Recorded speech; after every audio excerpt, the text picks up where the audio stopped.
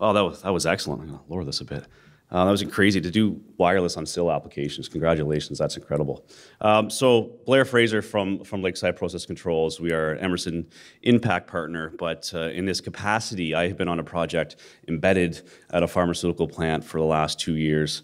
I have a badge. I go there every day, eat lunch in the cafeteria, and I'm working on the project around IT/OT convergence on a very, very hard, it's a fermentation process in a pharmaceutical plant. What was interesting was I introduced myself now as OT, but I didn't know I was OT until I started coming to things like this. And the first time we ever did this, we walked into a meeting once when we were trying to define these projects, and the site leader came in and said, okay, pointed at your ET, and pointed at me and says, you're OT, and you're IT. And I knew IT, but then the ET/OT really confused me 2 years ago, right? And my first thing I went to was ET as an ET phone home, right? Then what am I, like out of time? I just couldn't figure out what it was, right? Now I figured out I'm OT, but so we partnered with a company called Cortic.ai on the artificial intelligence to do this. So here's the mission we had as a project team to improve the overall health and performance of a fermentation process. This is the Achilles heel of this whole process in this plant, right? And if anyone knows fermentation process, it's a biological process, very hard to control. It's not a linear relationship. It's a validated system, heavy regulated, really.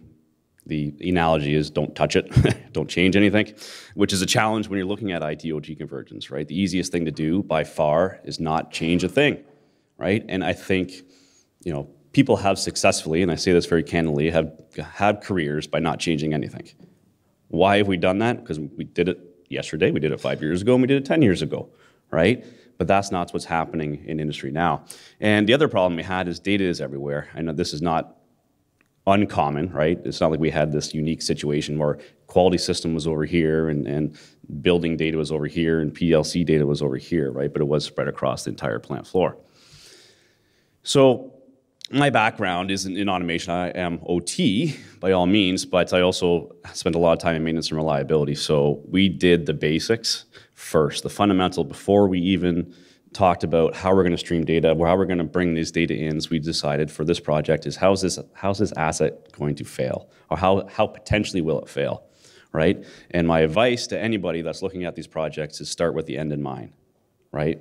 And my takeaway from these projects is that no amount of IT/OT convergence, artificial intelligence, while great, is not going to solve all your problems. And the analogy I give is it's not going to stop Bob in a forklift from hitting this piece of equipment, right? So we did that. We also sat with operations and quality. So what are your common issues that you're having with this piece of equipment, and documented that quite well. So we found 112 different failure modes that some sort of predictive maintenance, meaning if we installed, what's called IIoT sensors, could potentially detect that problem before it actually caused an issue.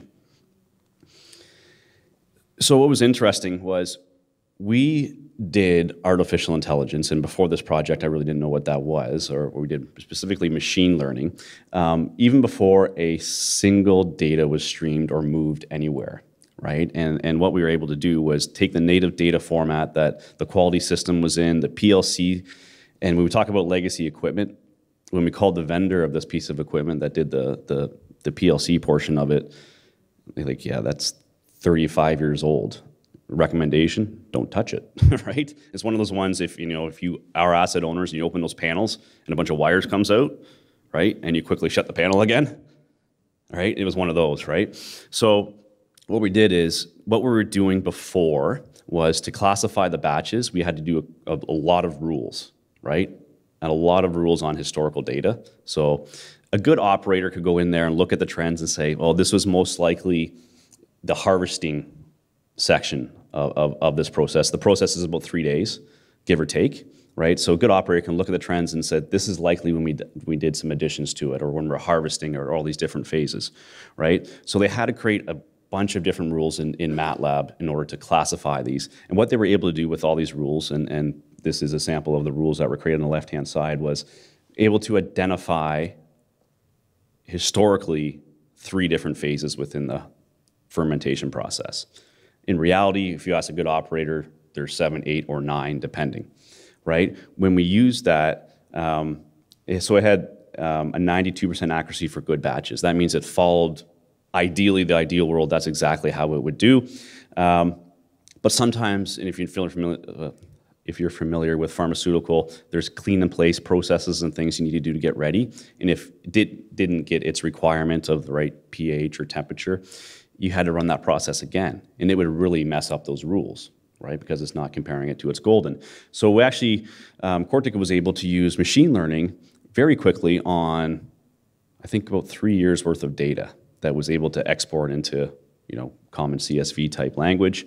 And they were able to run, I think it was classification type algorithms, and able to identify repeatedly 6 phases of that batches. Now, remind you, we haven't streamed any data. We haven't IT and OT and ET, right? We're still in separate, but working on this project together. We haven't connected anything together.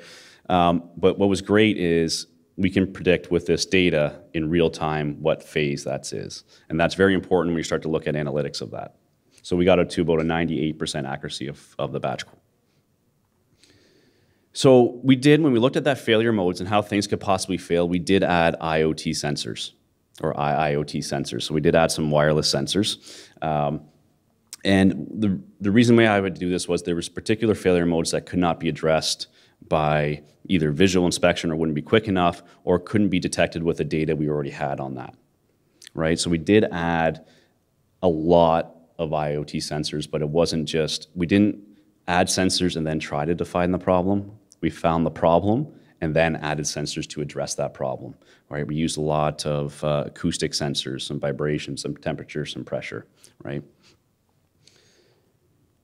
So we got to the point where we had these sensors and we had to connect the data, right? And we start looking at Industry 4.0 and everything that's out there, this is how our plant's designed, right? Is the ISA 95 model, the Purdue model, right? Where we have our zone 0, 1, PLC, all the way up to MES level, right?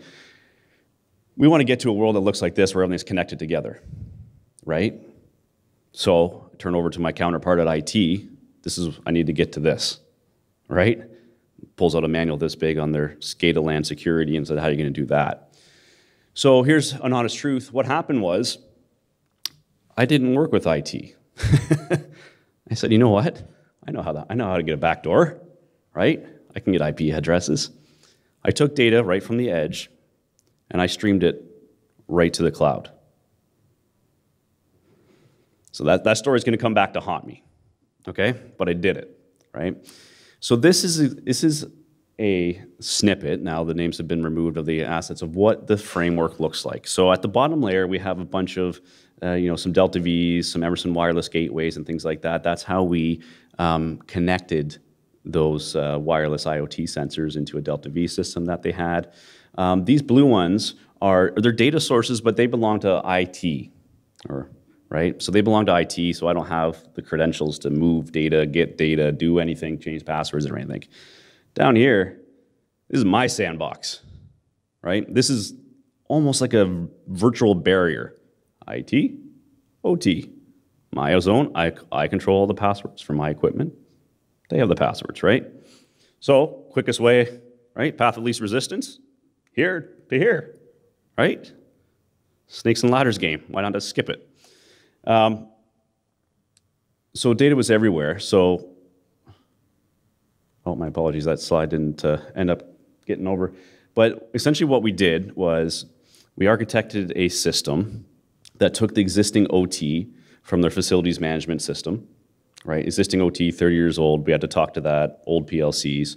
We added these new wireless sensors, and through OPC-DA, we can connect those right at the edge level. So right at the PLC and right at the these new wireless IoT sensors, and we connected them right at that edge gateway. And why that was important for us, because when we were doing experiments offline, if we didn't have, everything we're doing is time series data, right? It's based on time on the axis. So what we had is we could have delays when we're exporting this. If this system was off by seconds, minutes versus this system, it really messed up our time series data, right? We could adjust for it, but it really messed it up. And we actually did just have a laptop just pulling information from the PLC into a CSV file, and then we take that information out.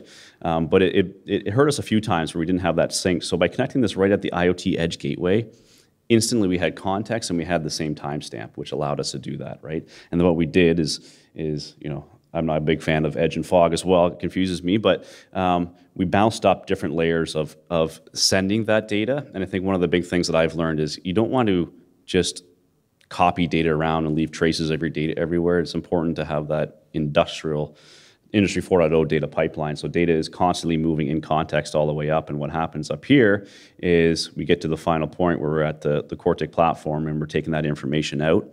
We actually thought, and I'll show you how we consumed that information even before we did it. So we created this dashboard even before we started doing machine learning or anything like that. We said, what do we want to get out of this project? Right, real-time batch information, be able to predict how the batch is going to be able to perform. We want to know the health of our assets. We want to be able to get real-time data if we want to pull up trends, if an operator can do it, right? So we built this dashboard, a mock-up, even before we streamed a single thing of data. Oh, sorry, none of these pictures end up. We should have tested this a little better. So component health index, what it was telling us was, the overall health of that asset, but not only that, is telling us the health of that asset in real time, but if it starts to deviate from the health of that asset, what parameters in that data source, going back to all these data sources that we could potentially have, right? What parameters in that specific data source are leading to that component health index starting to deviate, right? So we're getting away from, hey, something's wrong, you can't do anything about it, to guided maintenance or guided reliability where, hey, this is something you should go look at. Batch performance index is how well that batch is performing to its golden batch. So we took 3 years worth of data that left us to get a good quality result out of that 3 days.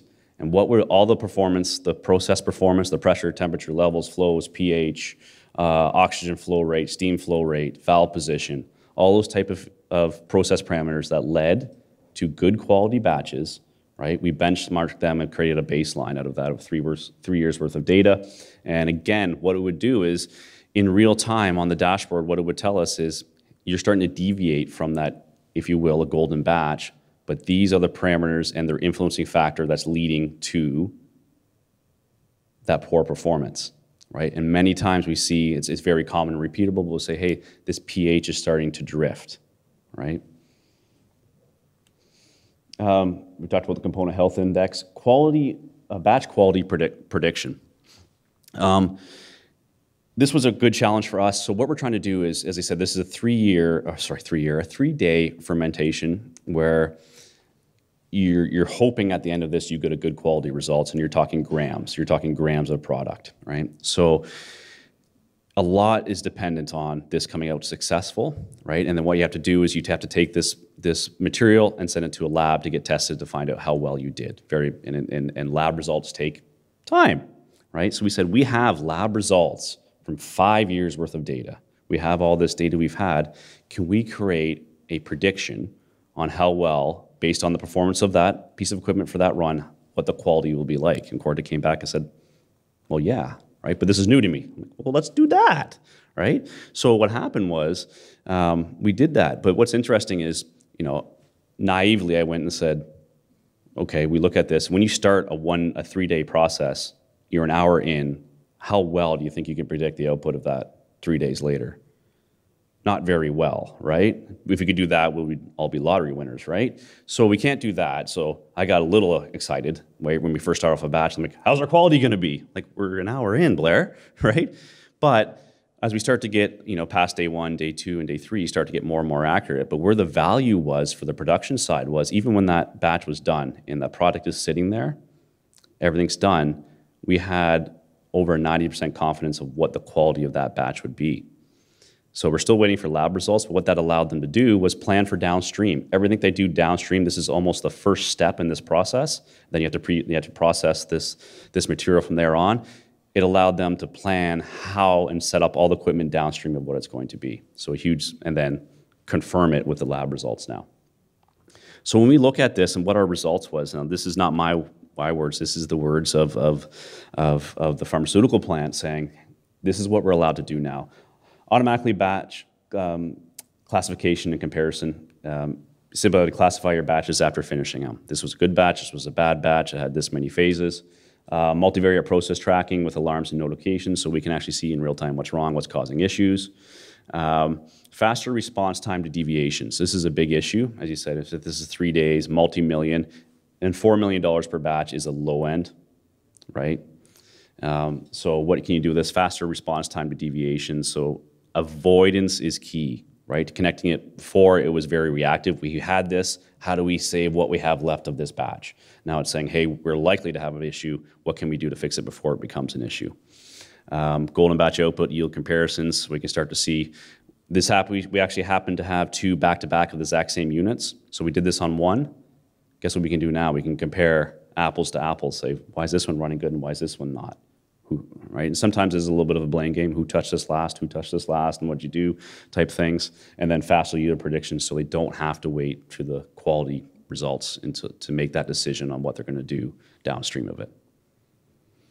So my recommendation for IIoT convergence, and so I'll finish my story about streaming data right to the cloud. So I got a call December 21st, 8:47 p.m. I know this exactly a year ago, well, a year and a bit ago now, saying, Blair, are you the one that's doing this project? I said, I am. Are you taking data right from level 0 and sending it to the cloud? I'm like, I am. You know, that's not allowed. I do. And they said, I have shut that down. I'm like, that's probably the right decision. So that's actually how I got into the IT discussion. Then we work with IT to actually get that flow. And to your point now, where IT is now a critical point in our implementation of this. I came from the automation world, Delta V systems and things like that. When we heard IT, and this is why I think we're not seeing some of your adoptions. When I heard IT, I got my back up, right? I heard, oh, IT's coming. They want to see what you're doing with the Delta V system. All right, let's go. I'm ready, right? That's how I felt. I felt like I was getting attacked. They're approaching my space, and no doubt they felt the same, right? So that's why I did that. That was a lessons learned. Everything going forward now is 100% in conjunction with IT. Thank you.